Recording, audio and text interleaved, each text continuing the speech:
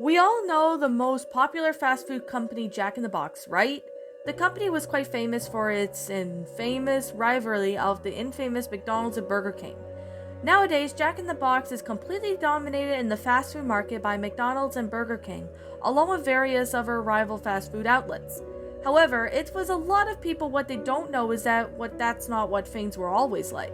Back in the 1990s, Jack in the Box was pronounced to be thanks to the world and advertising and introducing their mascot as a spokesperson. Jack in the Box, the commercials featuring Mr. Box, brought to the company more attention and they could have at least hoped for achieving. Jack in the Box particularly built, but that's the company's success himself.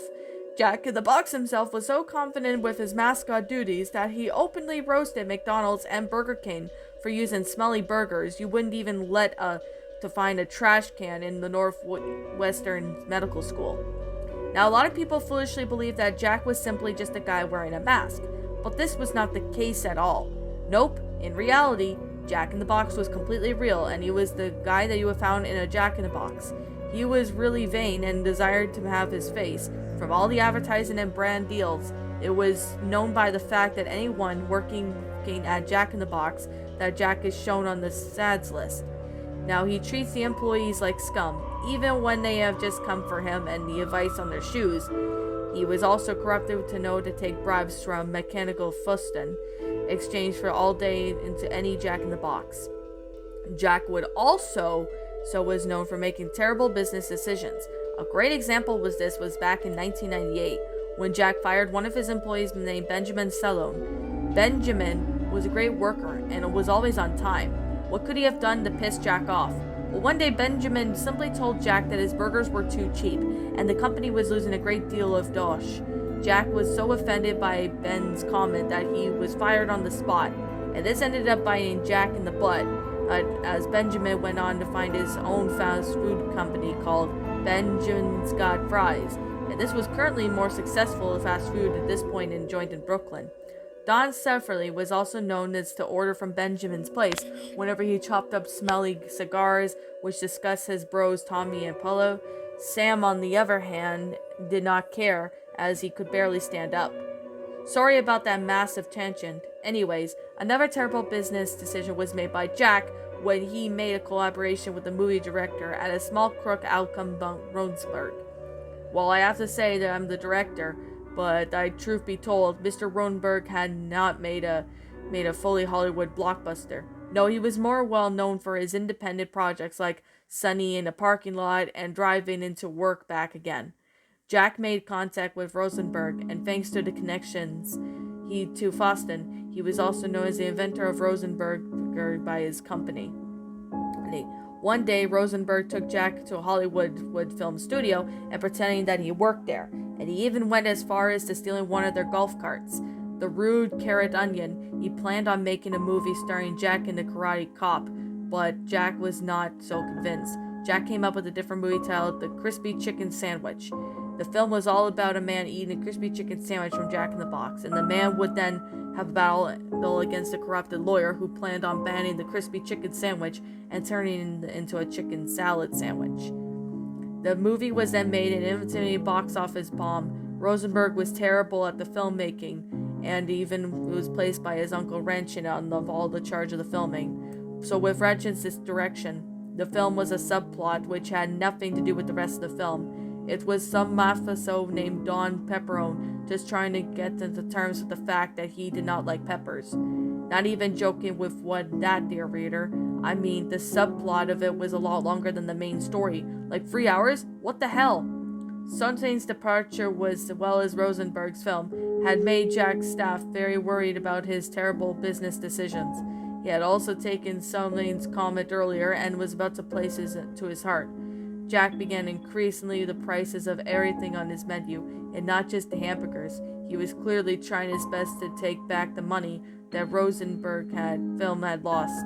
But of course he was so desperate and his adverts were trying to grow and outdated with the audiences. Jack's behavior in the restaurants during dinner time was also beginning to take a turn for the absolute worst, just putting it mildly. Jack was rude and not to his staff due to his customers as well.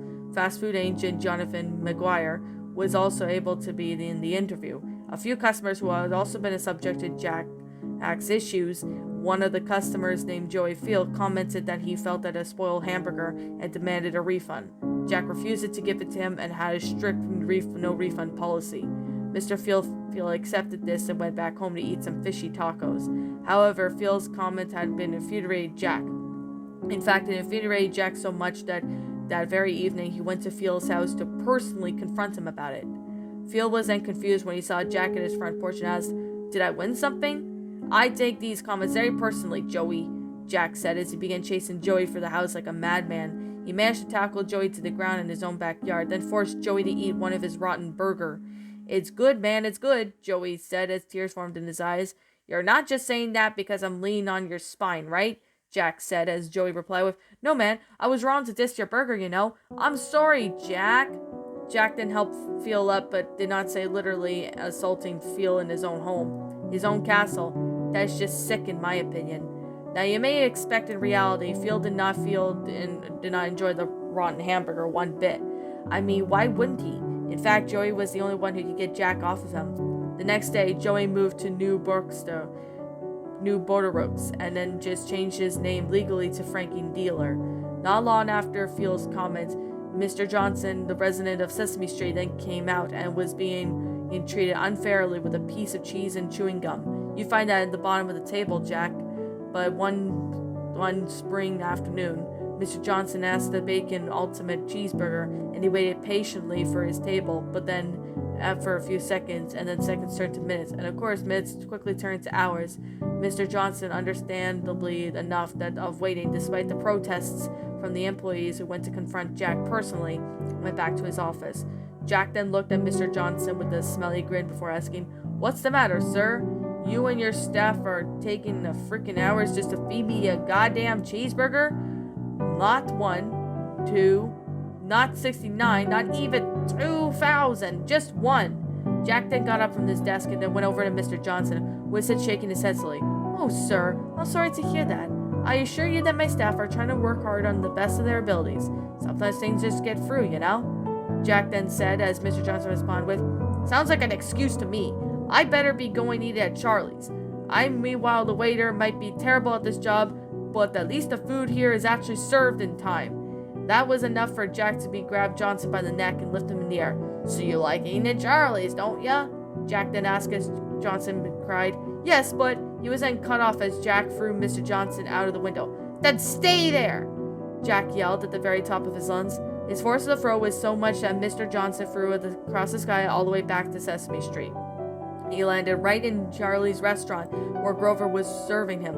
"I never thought I'd say this, but I'm glad to see you, sir," Mr. Johnson muttered as he began reading his menu, trying to act as if nothing ever happened. Jack was also known as enemies with Santa Claus. One time Santa had tried to complain about the bacon ultimate cheeseburger fattening up his elves, but Jack played dumb. He claimed that the burger had nothing to meant for elves, but Santa knew the truth and so does Jack, and this made the burger a special flight for the elves. You see, a child, Jack has always been on the naughty list and never got his one only Christmas bag of pie. But he had desired for those bag of pies more than anything else. As a child, he was regularly mentioned by a family friend, Scrooge McDuck. McDuck was also known with the bagpipe and player, and of course, with having gotten one of Santa's many chilly Christmas mornings ago, even longer than it seems to be. So sad.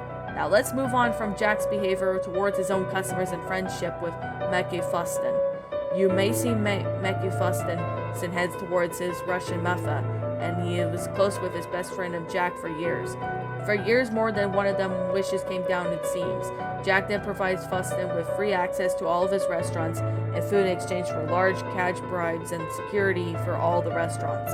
Jack was also known to be called upon Fuston's services, and he had a problem which he needed sorting out. A great example was that one of Jack's employees named Yunuke turned out to be a format for McDonald's, and he had been sent back to Jack in the Box in order to begin the information on Jack's recipes and plans for the dreaded snowman when they have up their sleeves. When Jack found out about the Yunuke's informer status, he went ape crazy and then had Yunuke assassinated by one of Fuston's goons. Yunuke's death was warned by McDonald's and competing other companies that sending more mole than Jack's organization, though some of the suspects Jack's right hand and the second commanded Derek Rice, and to be more of for moles and Carts Jr. However, this has yet to be confirmed.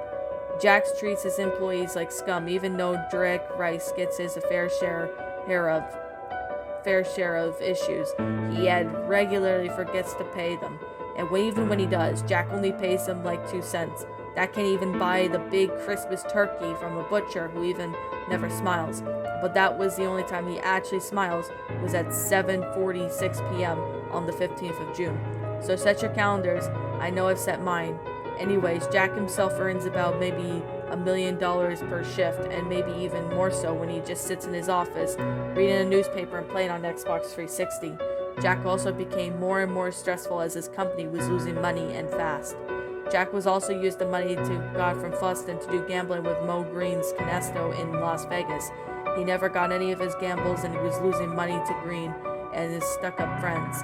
Jack was a gambling addict, and from his purists, aside from the gambling, Jack also used the money to buy things for himself, like a super mansion, where his Ferrari and his pet-owned private jet, and his own penthouse is suit from the Empire Arms Hotel and the Pete Plaza Hotel, where the front desk manager, Tim Curry, suspects of him the counterfeiting. Why does Curry even suspect this? Well, I've got no clue. Tim Curry was also unable to prove his suspicions due to hotel security guard Clift being on Jack's payroll. Clift also told Tim that nothing was up and kept Curry from Jack's penthouse salute, which was also guarded by Jack's right-hand man, Derek Rice. Jack also sometimes threw his staff parties on rare occasions when he was feeling nice. Too nice, however, as he was always made his staff clean up the mess, even though it was mostly him that caused it. Now that wasn't nice. No, sirree, it was not. The staff pirates were often raided by the police due to them being tipped off about a cheeseburger deal with the mouse with a severe nose injury. Despite the injury, the mouse works as a professional security guard for the local property magazine.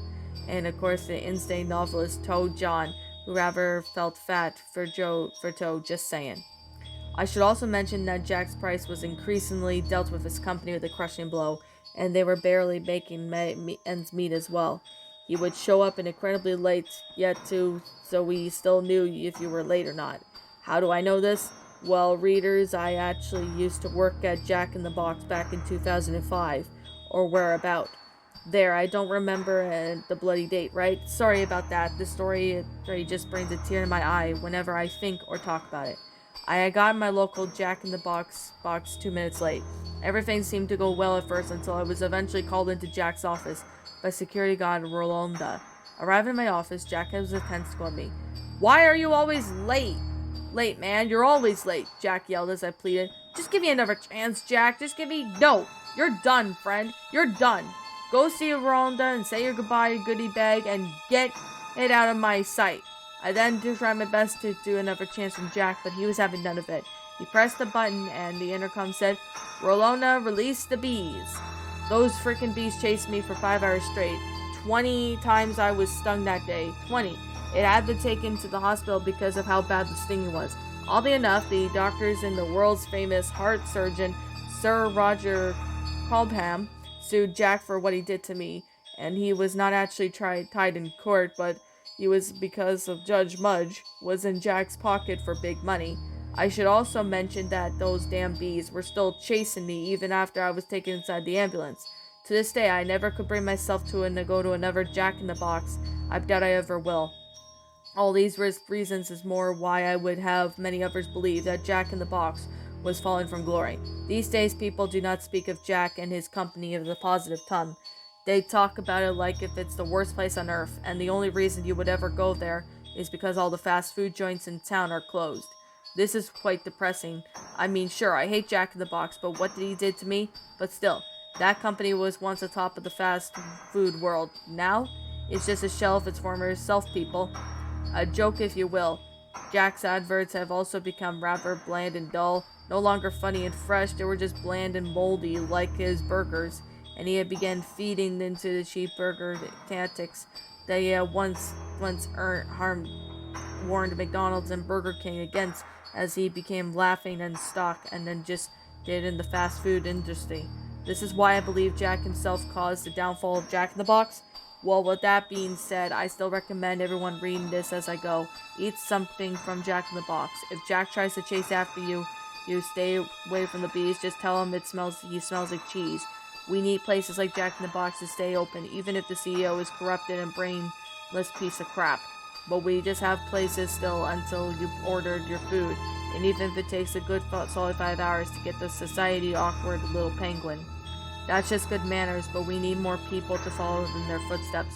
Goodbye for now, dear readers. It's time for me for tea, and I think I'm going to order myself a bacon ultimate cheeseburger and maybe a cozy cup of tea.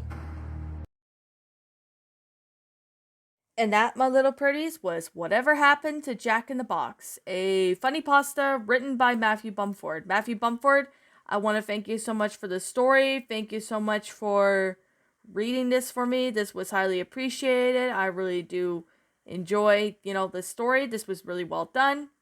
So, my final thoughts on the story.